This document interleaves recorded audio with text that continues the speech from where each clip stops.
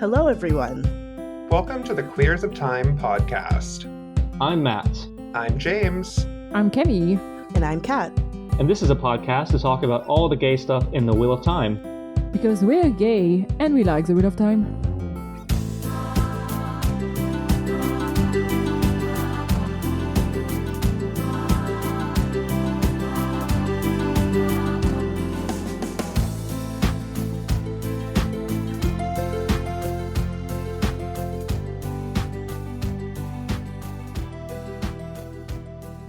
And as always, thank you to our fellow Venator of Serene, Lux, Charlie, and John. Thank you very much for the support.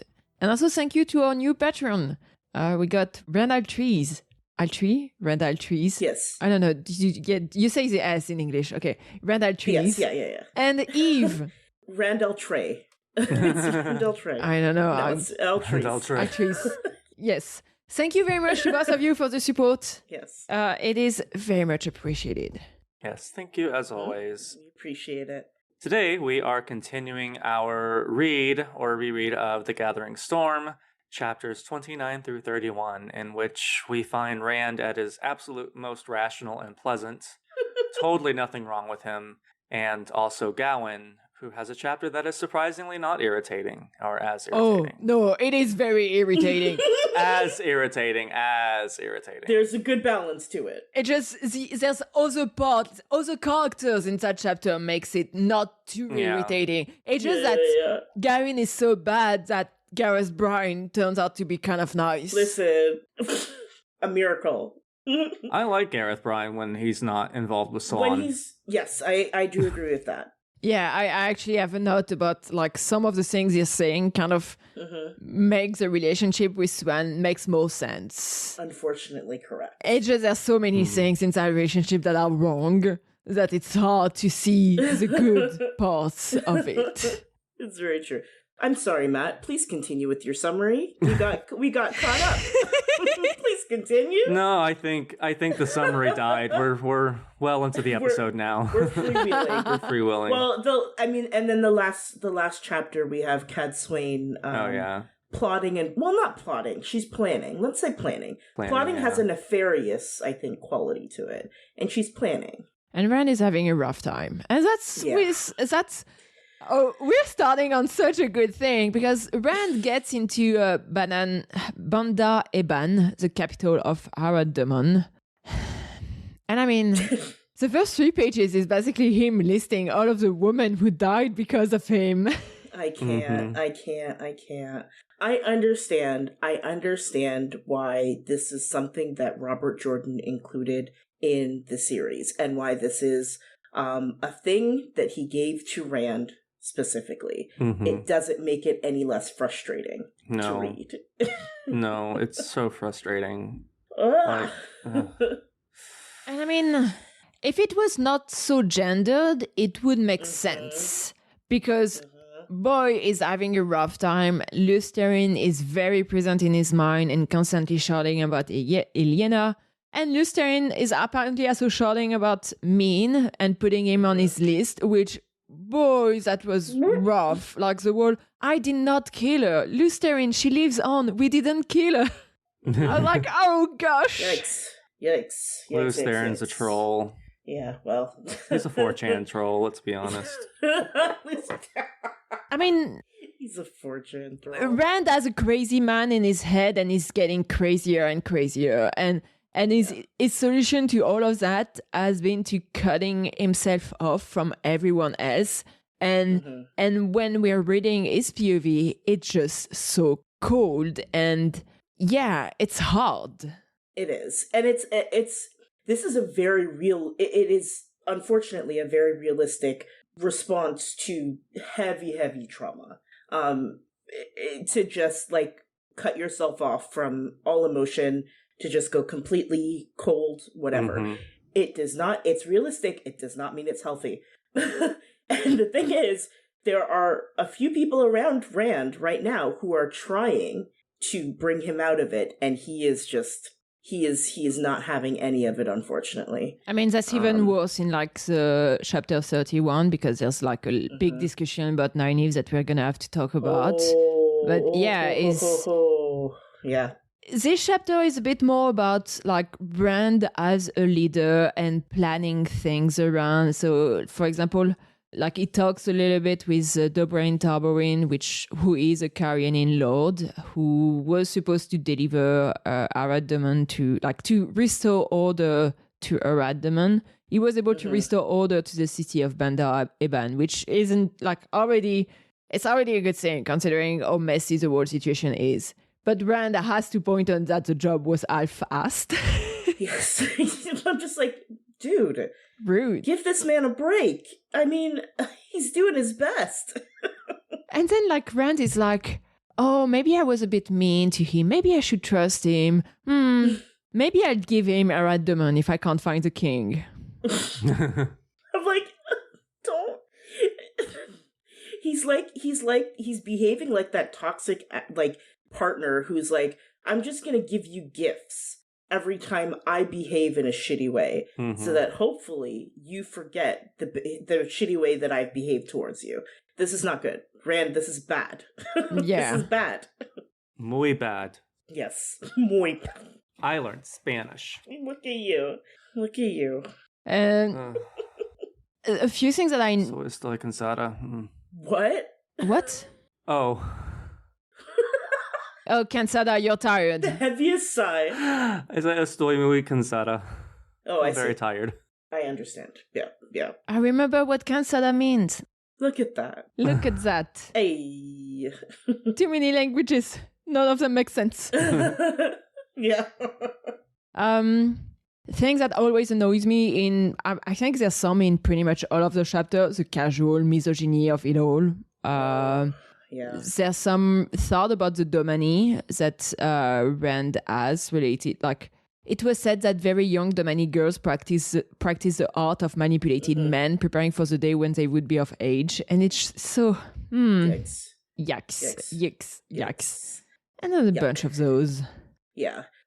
Also, is it... I don't know. This may just be me, but her name is Maurice, I think? Yes. Maurice. I feel like she was being very reasonable in how she was approaching Rand.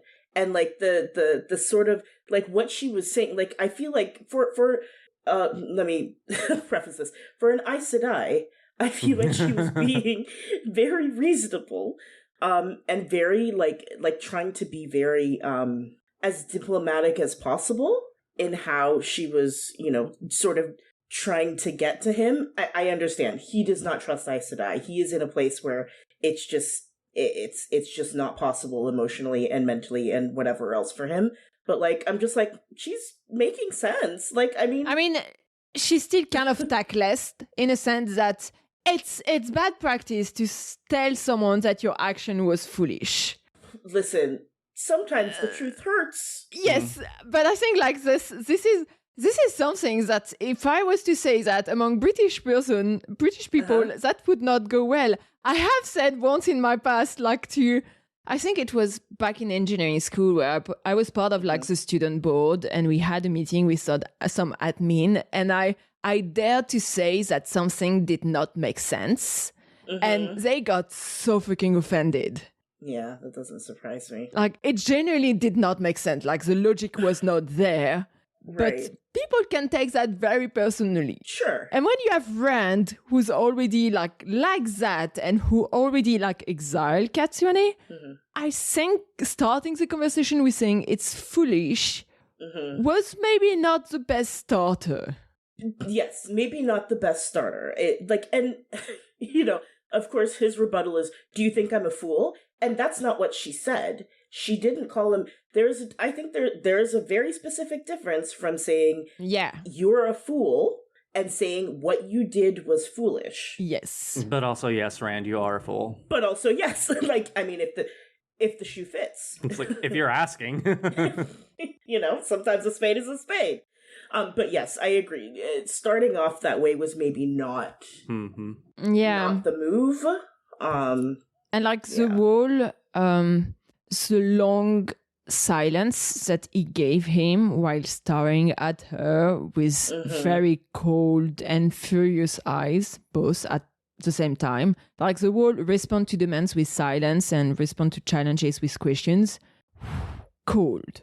It's and like I want to preface this by saying I think Rand is a wonderful character. Mm-hmm. I am frequently entertained and interested and intrigued by his journey, especially on rereading. That's emotional abuse, baby. Mm-hmm. No, this is Rand's worst book. Yeah, that's emotional manipulation and that's emotional abuse. It's not good. Mm-mm. It's not good. You shouldn't, like, that's and especially for a leader, that's not something that, like, if you want to be a good leader, if you want to be in my opinion, an effective leader, Mm-hmm. that's not the way to inspire confidence No. and allegiance. It inspires fear, for sure. And so if that's and that seems to be more the track he's going for, and it makes sense with his whole vibe right now. But like, he does it this time, and then he does it again with someone he very much should not be doing that with. Yeah. So what you're saying is that Rand should follow one of those leadership workshop about emotional intelligence. Yes. Desperately. And therapy. And therapy, is that too? Yes. Very much so. He needs to go on those like those leadership sort of outings where they do like trust activities and they do like, sharing, I don't know. I was going to say sharing circles. I don't think that's a thing, but you know what I mean. I mean, I did a leadership training like 2 years ago, and some of the slides was about like the different type of leadership and oh, you don't have to be threatening and this kind of thing to be a good leader and emotional intelligence. And I'm like, I kind of want to get the slides and send him to Rand. That's where I am right now. Yeah, he needs it. Yeah. This is not good, buddy. It's not good. And there's also like some of the things that he says, I'm like for example, do you think failures should stay unpunished? There's a reasoning there, but does the punishment meet like the thing that was done? Because let's be real, no matter where the Adam would have been put, like the Forsaken wanted it, so they would have found it. Cadsuane protected as much as she could, but she only knows what third age Aes Sedais know. Exactly. So, and also like there's like considering the value of Cadsuane as an advisor compared to her not being there because she must be punished for a failure. Yeah.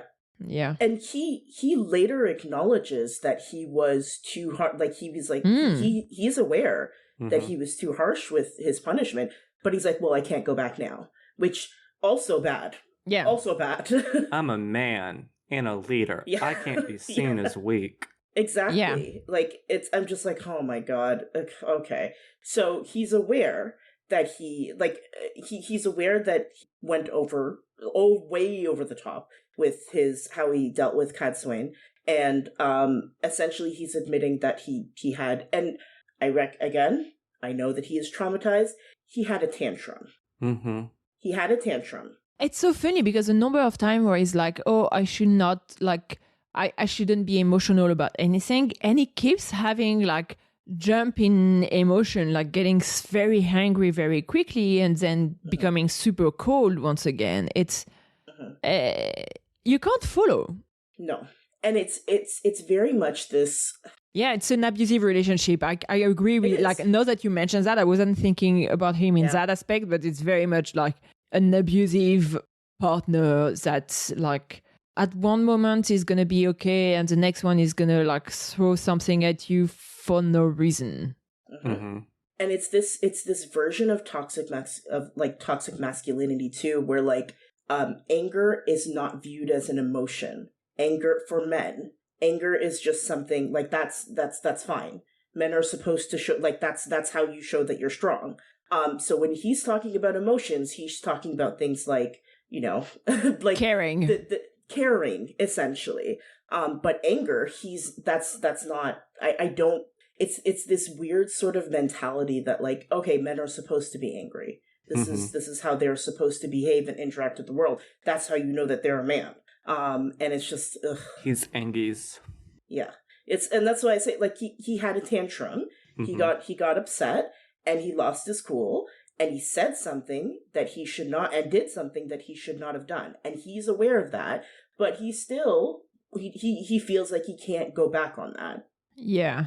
Because there's so much trauma to unpack with him. Like, he's also someone who got tortured, he lost an hand, he almost killed his girlfriend, gosh, it's like the whole thing, when he answered about like him paying for his mistakes each day, each hour, each breath, it's like, I both want to tell him that, well, it's a war and a lot of people are suffering, you're not the only one. But at the same time, we can't disagree that like he's probably among the person who who suffered the most from this all. Yeah. So, and that's the thing, like, it's both truths can exist and are existing at the same time. Yeah. He has been dealt a spectacularly shitty hand, and he has lost a lot, and he has been through a lot. He lost an hand. He lost a hand. Oops. But, you know, at the same time, it is also true that you can't then turn around and behave shitty to people who are genuinely trying to help you. Yeah. You know? Again, therapy. Yeah. This world needs therapy. Truly. Plot-wise, I don't remember whether it was the first hint we get of this or whether it has been hinted before, but we figured out that the whole tavern is kind of messed up and out of balance, in the sense that it used to be in a way that, yes, bad thing would happen, but also very good thing, and there would be some sort of balance between the two. Nowadays, only bad things happened. We see some balconies falling. We find out even more about that later on in Cadsuane's POV. But things are not okay. And actually, that was a question that I had for you all. Do you think this started after the incident with Semirag, when he finally broke and said, I must be Gwendia? Or do you think it was before already? I think it's been kind of slowly building the entire time. I think it's been slowly building the entire time. I'm just realizing now, I think that it's kind of mentioned in all three POVs that something is wrong, and you can almost feel in the air, because I think either Gawyn or Gareth, I also say, like, I think it's Gawyn at the very end of his POV chapter, where he's like, he can almost taste it, like almost feel it in the air that something is very, very wrong. And we are getting, it's that sort of like, it's like the ominous vibes as we're moving closer and closer to the last battle. I think it's kind of been building for a little bit, and now we're seeing like the real world, you know, I mean shit, we had Hinderstap. I think it's Hinderstap. Yeah. It's like, it's not Hinderstap. It's not Hinderstop. It's Hinderstap. Which is weird. I know, it's weird. It's a weird Hinderstap. Yeah. I mean, you know, like we had that during our last one, and that's a very, very, very big indication that things are very, very wrong and getting worse. Yeah, it's just that it's nowadays, it's like Rand as this focal point of the pattern is attracting even more those like aspects that it's kind of like the Dark One is corrupting the pattern as a whole, and that some of that corruption is getting centered on that focal point. Yeah. I think exactly that. It's shit is bad, yo. Shit's bad. Yeah. And Rand thinks a little bit about Avienda being gone. It's a short paragraph, but I didn't want to mention that because Rand was like, oh, she must have fled, good for her. And I'm like, boy, not everything revolves around you. Well. Bless. Yeah, because she would have gone to Viridian, right? That's where she... Yeah, she's to Viridian to become a Wisebone. Also, it's also when he talks about, like, he thinks about, how all women were difficult to understand, but Aiel women even worse. I'm like... Okay. Okay. Yeah. Okay. Oh boy. I think another point worth mentioning was that like kind of the goal of Rand is in this chapter is to find people from the Merchant Council, because since the king cannot be found and cannot be found, and Rand does not want to take over the throne, he's trying to find people from the Merchant Council so that later on they can decide for another king. Right. But also is trying to find someone with a connection to the king, like someone who got a messenger or something like that, because he's pretty sure that Grendel has the king, and if there's a messenger sent from the king, he's going to have some corruption that's going to make him easier for him to find out where Grendel is. Right. Yeah.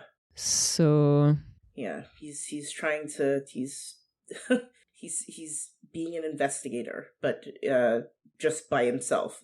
Like no one else is really. He's also like utilizing the people around him, but he's really the only one that is aware of what he's trying to accomplish. I think. Yeah, it doesn't share with anyone. It doesn't share this kind of thing even with Nynaeve. Mm-hmm. Which, I'm sorry, that's crazy to me. Yeah, right? That's crazy to me. Nynaeve at this point in her journey is very different than the Nynaeve that we meet at the beginning. Oh, yeah. Which is evidenced in the section, like I think in the last chapter for today. It's very evident just how different she is.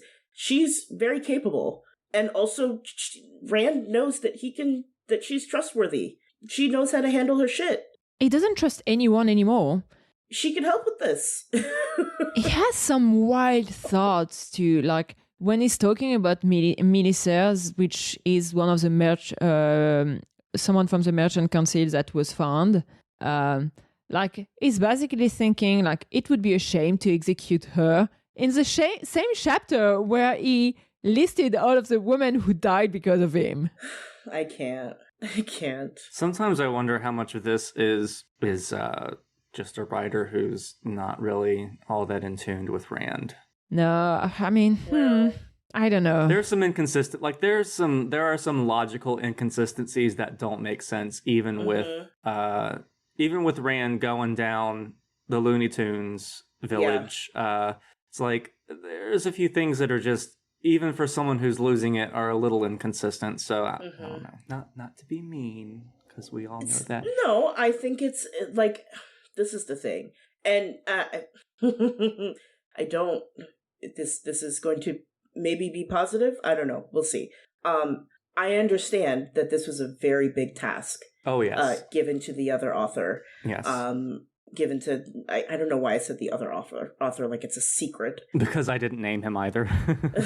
Like it's a secret. Like given to Sanderson. Given to Sanderson. It's a very big task. It's a very big undertaking. And to, sort of wrangle all these characters and get them towards the finish line, I am sure was extremely daunting and stressful. Mm-hmm. However, it doesn't make it any less, frustrating. I guess frustrating. Yeah, frustrating that, you do have these inconsistencies, because I agree. I think this is, and I understand this is Rand at his most Darth Rand, like it's at his darkest, but this is it still feels extreme even for that, I don't know. The thing is that some inconsistency makes sense for someone who's crazy. Sure. Yeah, that's true. So, like, that's true. To be like irrational. Yeah. I wasn't partially surprised about him thinking it would be a shame to execute her, even if he's been having this whole list of women who died because of him, because there's kind of like a restlessness of him. Mm-hmm. And his list is kind of sometimes feels like his way to remember the cost of it all.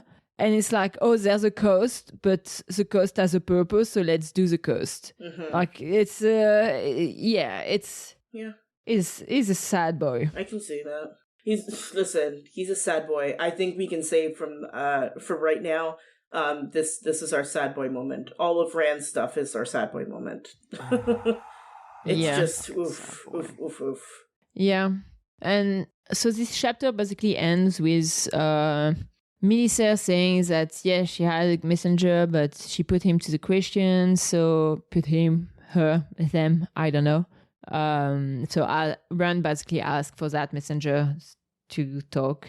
And I think that's pretty much what I had about this chapter. Yeah, I can't think of anything else. No. I can't think of anything else. Min looks troubled at the end of it. Oh, yes. Yeah. Yeah, he notes that that Min, I think even before that Min was looking towards him and whoever else. I think with that merchant. Maybe. And had an also troubled look on her face then, and I think he wonders if she had one of her visions, her viewings. Or if she was remembering him strangling her. Right.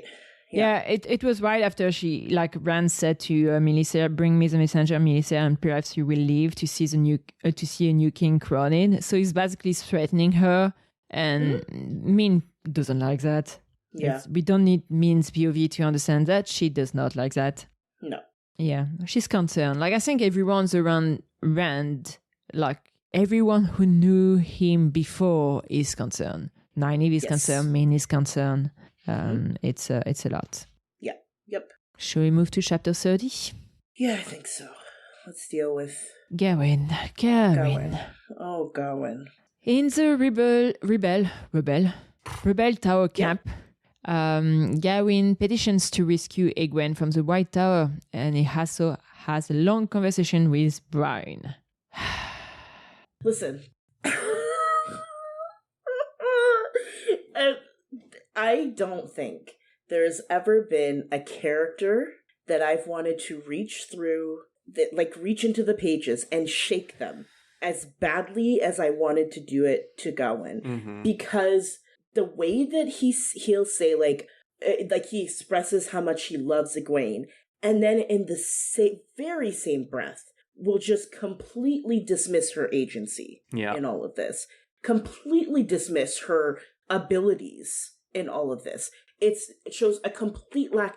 So he doesn't love her, because in order to genuinely love someone, there has to be trust involved in that. He does not trust Egwene. No. If he trusted Egwene, he would listen to what everyone is fucking saying. Everyone is saying the same thing. Yeah. He loves the idea of Egwene. Yes, definitely. Yeah. His idea of Gawyn. Exactly.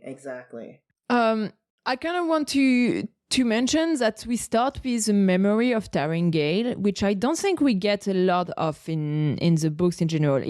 I don't know whether it's the only time or whether there was any other instances, but it's like the man said one thing and you understand everything that's going on with Galad and Gawyn just from that.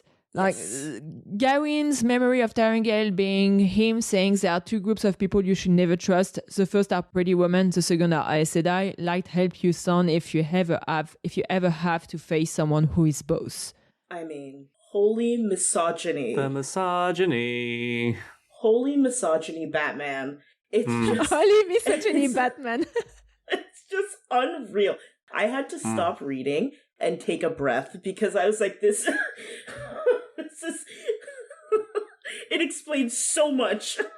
And the worst is that he's thinking about that because he's talking to Lelaine and having this whole mental rant about how Lelaine is pretty and it's what makes her dangerous. And I'm like, she's a fucking powerful Aes Sedai and she's like the second in charge of the camp or whatever. Yeah. It's not her prettiness that is making her powerful. Like, why are you reducing this powerful woman to her look? I mean, we know why. He's been taught to do this. He's internalized it. He's internalized it. He's been so fucked up. It's absolutely terrible. What I love though is Lelaine is just like, well, Egwene, I'm listening to the Amerlin seat that she said that she's fine, and so that's what we're doing. She's not giving him any inch there. Nothing. And I appreciate that. Lelaine said, fuck that twink. Exactly. Oh, yeah, definitely. 100%. I do want to share a quote because it's like the worst thing ever. Gawyn is trying to protect you. That's why she commanded you to forego a rescue. She's self-sacrificing to a fault. If she weren't, she'd never have let you all bully her into pretending to be the Amerlin seat. What? The audacity of that man. The audacity. And this is the thing. The problem is that, like, the problem with stuff like this is, and the reason why so many cishet women fall for this kind of man specifically and think that it's romantic and whatever, it's because there's enough truth in it. There's enough validity in it, because it is true that the rebel Aes Sedai set Egwene up so that she could be essentially their puppet. That's not how it worked out, but that was their intention. That doesn't mean, like, it turned out very differently for them, but that was their intent. It is true that Egwene is trying to, like, she is trying to protect everyone. But like, he says it in such a dismissive way, like in a way that's just like, she doesn't know what she's doing, bless her heart. It's because you all bullied and forced her to do it. No, Egwene has absolute agency in this. This is a choice that she's making. And also, there's not even the excuse that Egwene is not there to show how powerful she is for him to understand, because he understands that people are considering her as the Amerlin. There's also a moment where I say more and more he was coming to realize that the people here really did see her as the Amerlin. And I'm like, so you're able to figure that out, and still you're saying she's a puppet. Mm-hmm. Like, what's not going on up there? Yeah. He saw two. He's like, okay, so there's 2 plus 2 equals a kangaroo. That's essentially the math that Gawyn is doing. Yeah, it's nonsensical. Like, and there's also like, there's a moment where he's saying, oh, she's definitely all over his head, and in the next sentence he's like, however, she had also impressed the people in this camp. It was like his mother's own rise to power in Andor many years before. And I'm like, how can you be raised by Morgaze Trakand and not freaking realize that even a young woman can do wonders? Mm-hmm. How? I hate that man. It's it's frustrating. Yeah. Is it frustrating? Gawyn is just probably my least favorite. At this point, yeah, he's my least favorite. That might change, but right now, yeah, at the very bottom of the list. I was very glad that he got stuck into a now long conversation about Andor and taxes. I think it was everything he deserved. Excellent. He did. He absolutely deserved that. Getting stuck in a conversation about taxes, oh God. A nightmare. And you know what? He deserved it. Yes. He deserved every moment of it. Yep. Oh my God. Yes. And then he gets schooled very well. Now, will he take this into account? Will he listen to this? Probably not. No. Probably not. But listen, Gareth Bryn tries his best. I mean, he tries his best. He got schooled last time about Rand, and in this chapter, he's like, "Oh, Rand must be too charismatic. He's gonna have to work hard to expose Rand." Mm-hmm. Oh my God, I'm just like, the way that you are out of your league for so many reasons. You are so out of your league, and you don't even, once again, to have the confidence of a mediocre man. It's just stunning. It's stunning. It's the confidence of a mediocre, straight cis white man. Oh my God. It's just the way that they can just navigate this world and believe that everything just should fall into their lap. Everything should turn out the way that they want it to turn out. Everyone should behave the way that they want them to behave. My God. My God, my God. They're really saying they're the main character. Yeah. That's the problem. Like, he is convinced that he is the main character in this story. He's not even a secondary character. I'm sorry, bro. He's not even in the top 15. Yeah, I'm sorry, my guy. He is a tertiary character. Calm down. Like, I did laugh a little bit about, like, so when he's going to see Brian, he's thinking about hoping not to play the Game of Thrones with Brian because he's not very good at that. And considering that it's a game that is very much about strategic knowledge, and like it's a game that show how great of a like general you are. I love that he's very bad at it. Yeah, because of course he is. He doesn't have the foresight for that. Yeah. Not even remotely. Oh boy. So in the conversation about like with Brian, one thing that Brian first asks is about the younglings. Because the younglings did inflict a lot of damage to the army, at least before Gawyn left them. So Gawyn has a bit about how he's not going to say anything about the youngling, which I think is a bit stupid. Like, boy, you have betrayed them. Stop hiding that. Yeah. Like, stop believing that you did not freaking betray them. It was a betrayal. You literally went to the people you were attacking the whole time. But at least he kind of came to reason about this in the sense that he gave Brian enough info to not focus on them. Yeah. Because the younglings are basically as stupid as he is. Yes. Correct. Yeah. So... yeah. Yeah. There was also Brian's whole thing about soldiers usually not having to choose a side, but leaders do, and that's the hard part because you have to choose a side and then convince yourself that it was the right one. And I think that's really very much one of the things that Gawyn has been struggling about making a decision and picking a side for books and books and books since the coup. And that was book 4. Since the coup. Yeah, 100%. He wants to have it both ways. Yeah. That is what he wants. And you can't. It's not possible. It's just not possible. Yeah. And also, like, even his expectation regarding his role in the camp is like his role within Egwene's army are just bonkers. There's this moment where so right after this choosing a side thing, Brian is like asking what Gawyn intends to do.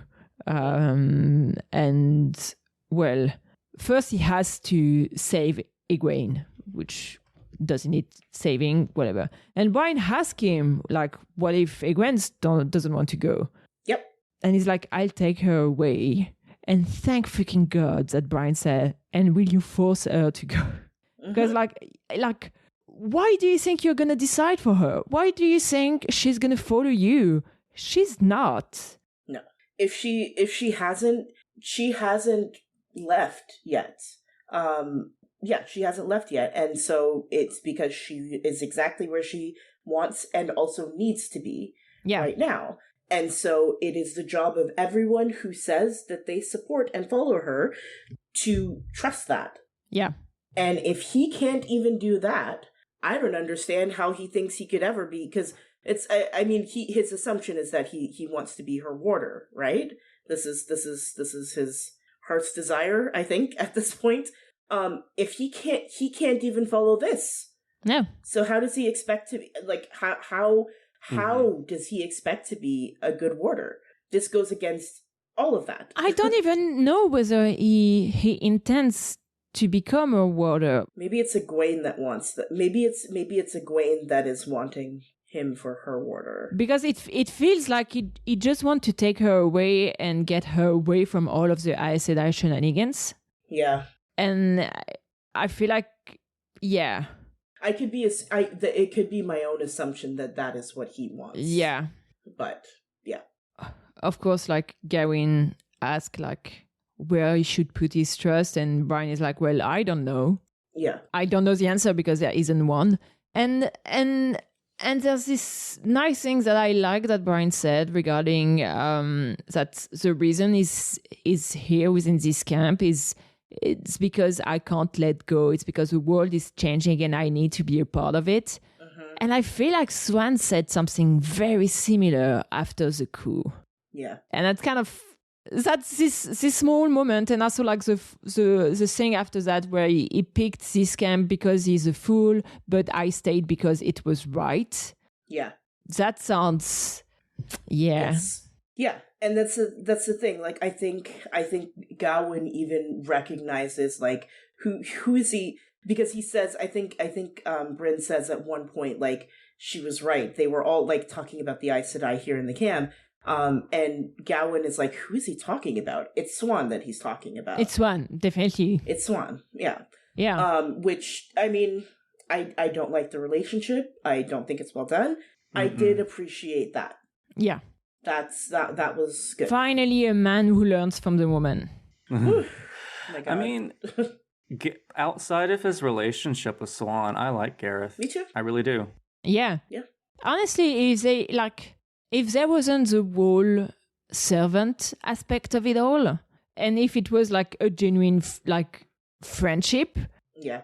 it would be very interesting because like both of them are very smart, even if Sanderson completely forgot about that for Swan. It's I don't know. Yeah. I just wanted to, because I really liked, I think we read part of it, but the part where he's like, no, Bryn said, I picked it because I'm a fool. He met Gawyn's eyes, but I stayed because it was right. That which has been broken must be made whole, and I've seen what a terrible leader can do to a kingdom. Elida can't be allowed to pull this world down with her. And then Gawyn started, yes, I've actually come to believe them, fool women, but by the light, Gawyn, they're right. What I'm doing is right. She's right. Which, I mean, Yeah. I'm not mad about that. Yeah, no. Yeah. Growth. Well done. Growth. You know what that is? Growth. Growth.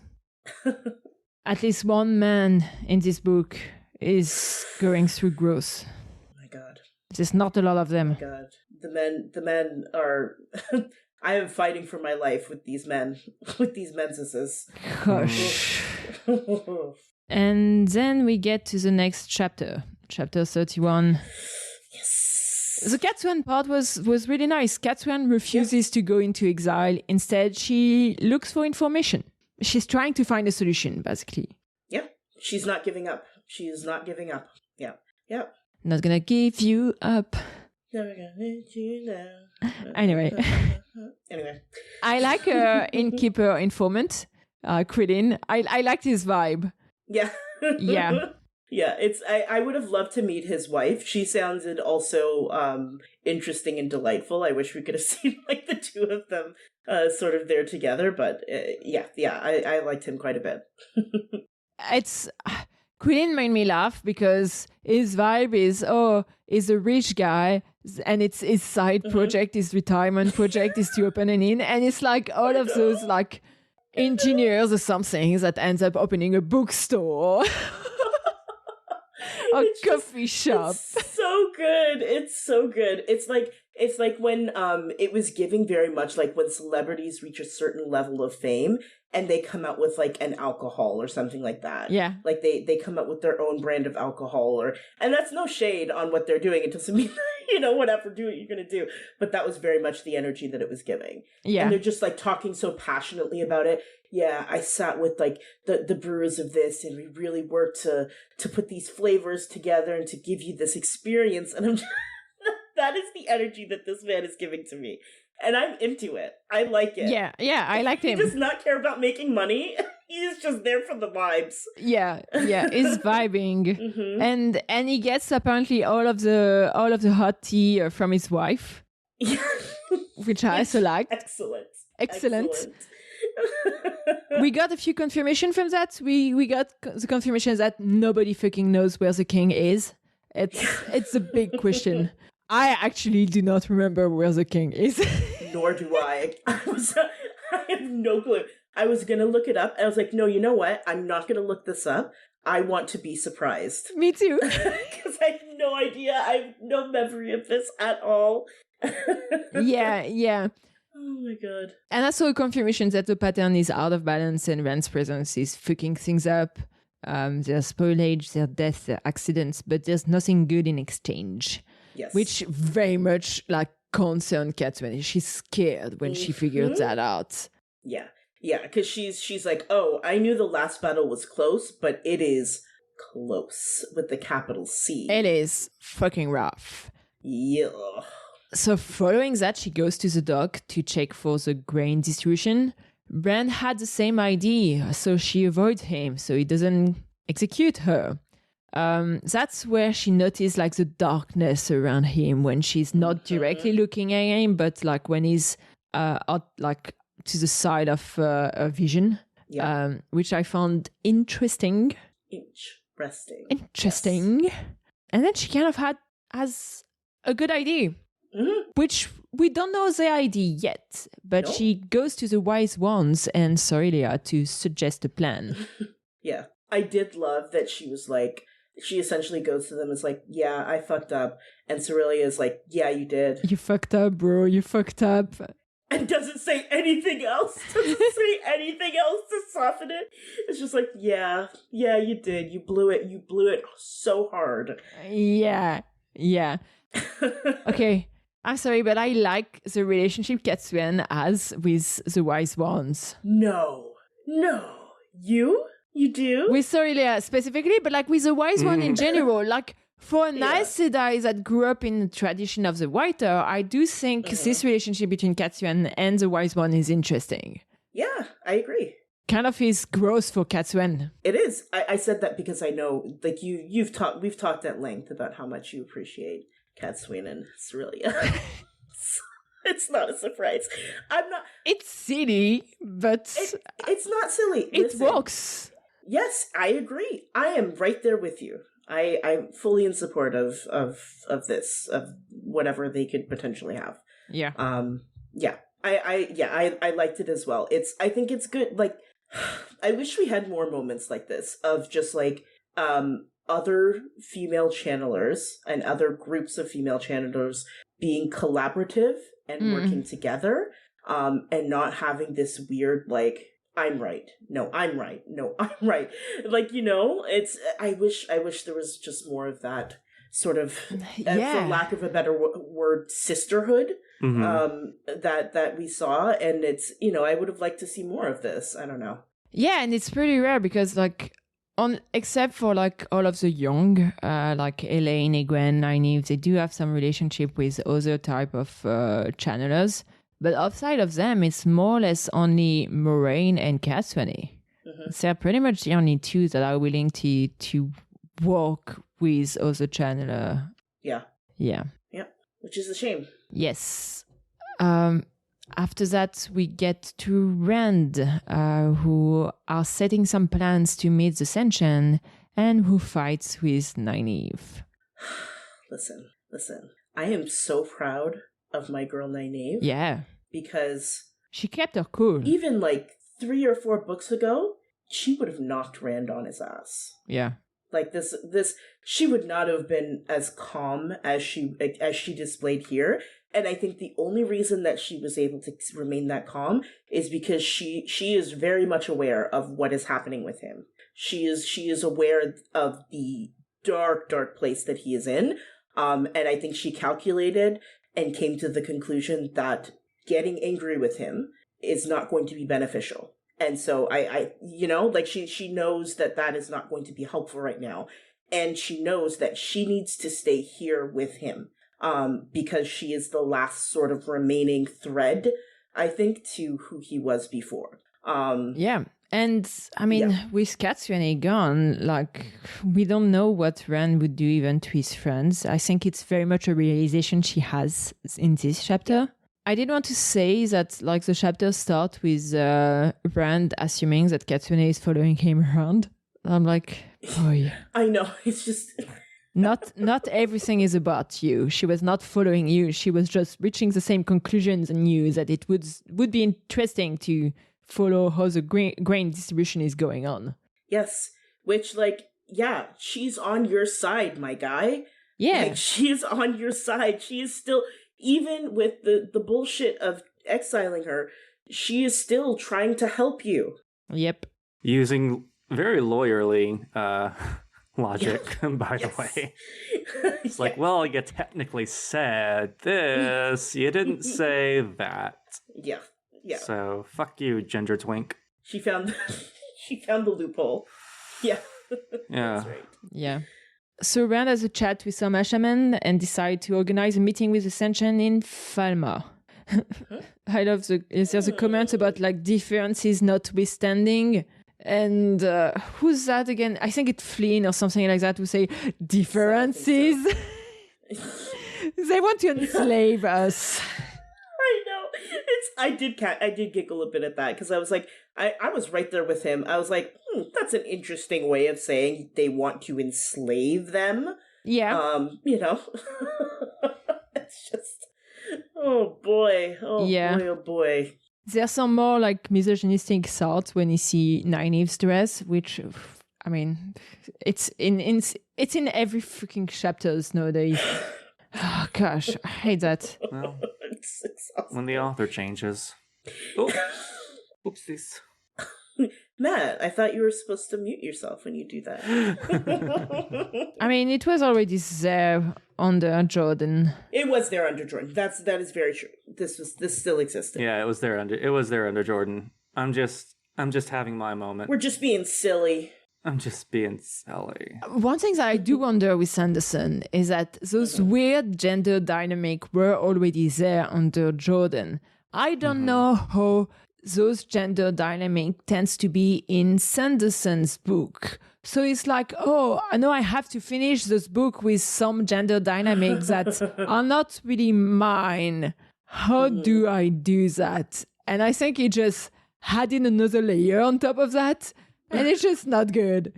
Yeah. I mean, he's... Yeah, I think that's it. He's gotten better, but he's very much like Yes.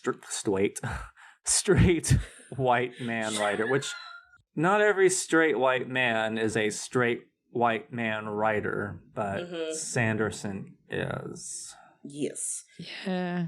Or at least was more. Yeah, it's his more recent his more recent stuff, like if you've read Stormlight Archive, which that would be more recent writings of his, it's less prevalent for sure. Yeah. Comparatively speaking, it's less prevalent.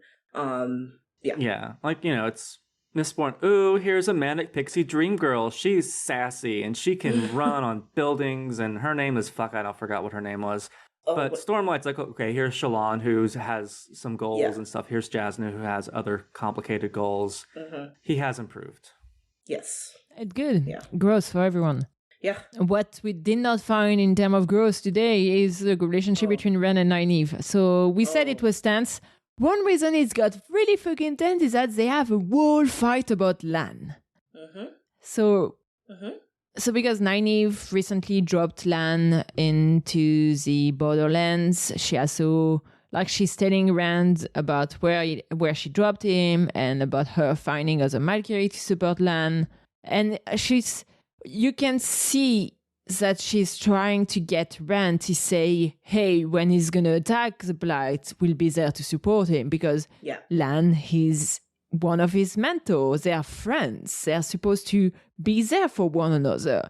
And Rand is just like, then he deserves what he will get for riding without the rest of us. Yeah. And then has does he say this out loud, or does he just think it like, maybe it would be good if he died? His death could serve me well, indeed. He says that the fuck out loud. After a silence, because he was thinking about something, and then he says that right in front of Nynaeve. And Nynaeve is like, what's the actual fuck? Yeah. What are you talking about, my man?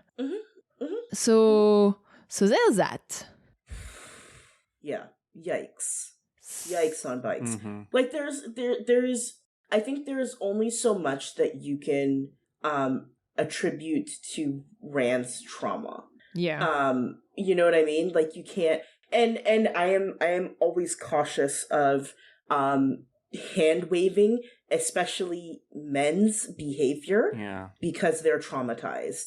No, you need to deal with your shit and not put it onto other people. I get that some terrible things happen to you. It doesn't make it's not your fault. First of all, it wasn't your fault. It's also not the fault of other people. Yeah. Right. And it's not fair for you to put that onto them. That was an I completely forgot that this interaction happened. I jaw dropped. I was in shock that he said this. What an unbelievably cruel thing to say to someone who is like his sister. Yeah. It's... And I'm sorry, there's no amount of trauma. Like, I'm not hand waving this away. Oh, he's traumatized. No. Yeah. It's like nobody's responsible for their trauma, but you're responsible for the way you're reacting to it. Exactly. Well, it's like emotions are always valid, but how you act is not valid. Exactly. Yeah. Exactly. Yeah. Emotions you can't control. Those are things that happen, but you can absolutely control your behavior, your actions, what you do about those things. Like it. I'm sorry, Rand. Again, you got dealt a very shitty hand. Yeah. It doesn't make this okay. Yeah. Their conversation stops for a bit about Lan because that's the moment where Rand has a chat with Melissa and find out that the messenger he had asked her for is dead. So he's like, okay, what should I do with you? Ramshalan, some weird guy, I don't remember him and I do not like him, suggests execution for Melissa. Rand seriously considers it. Of course he did. And then locks her in the dungeon where that messenger died. And you can feel Nynaeve reeling about it right next to him. And then that moment passes, and they talk again about their friend. Like, Nynaeve asks about Perrin and Matt. And Rand literally do not care anymore about anyone. Yeah. He's completely cut himself. Like, he is locked away all of those emotions. They're not gone. I know he desperately wants to think that they're gone. They are not gone. He has locked them in a very deep, dark hole. Yeah. And he is not allowing himself to access them. Which is unfortunate, because I think he'd be having a much easier time if he hadn't done that, honestly. And Nynaeve comments on that because she says, this hardness within you, it will break you. And that triggers Rand. Rand threatens Nynaeve. Mm-hmm. Like, he gets angry and he's almost reaching out for the sangreal that he has. It's bad. Mm-hmm. It's the same kind of like emotional manipulation and abuse that we were talking about before. Yeah. Where you are rightfully called out for your not great behavior, and instead of receiving that and listening to it, you immediately get defensive. Yeah. And it gets turned on to the other person. And it's just another way of him desperately trying not to deal with everything that's happened. Yeah. It's not good. It's very, very bad. It was difficult to read this, honestly. Yeah. So Rand basically stormed off. What else happened? He has a small conversation with Lusterin, where Lusterin says, "You promised we could die," and Rand answer, "I did, and we will." Yeah. Yay. I think that's around that time that I was so annoyed with Rand, like during my first read, that I looked it up.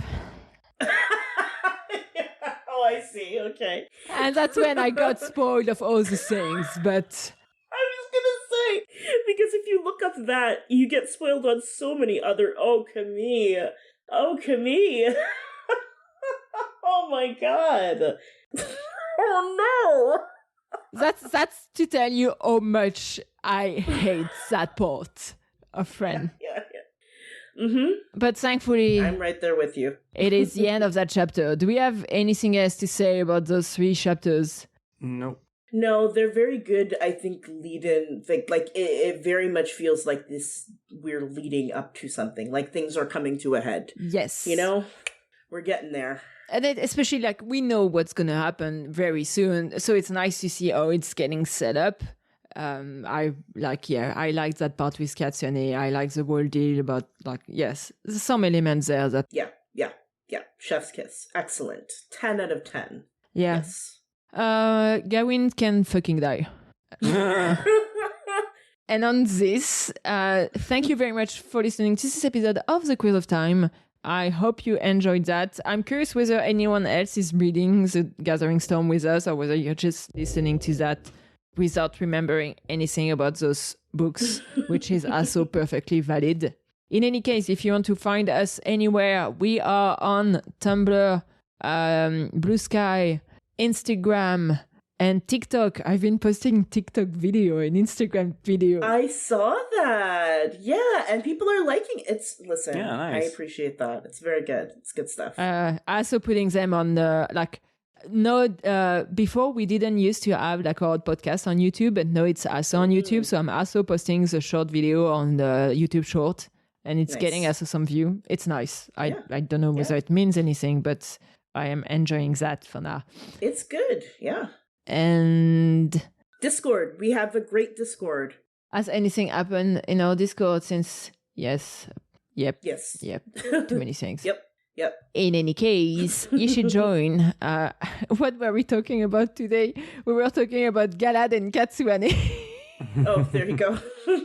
How fitting. Which is not as good of a ship as Galad and Matt, so... Well, I mean, how could it? There's potential. I guess.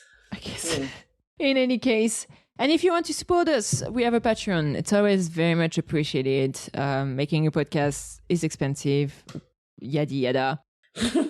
Blah, blah, blah. What can I say?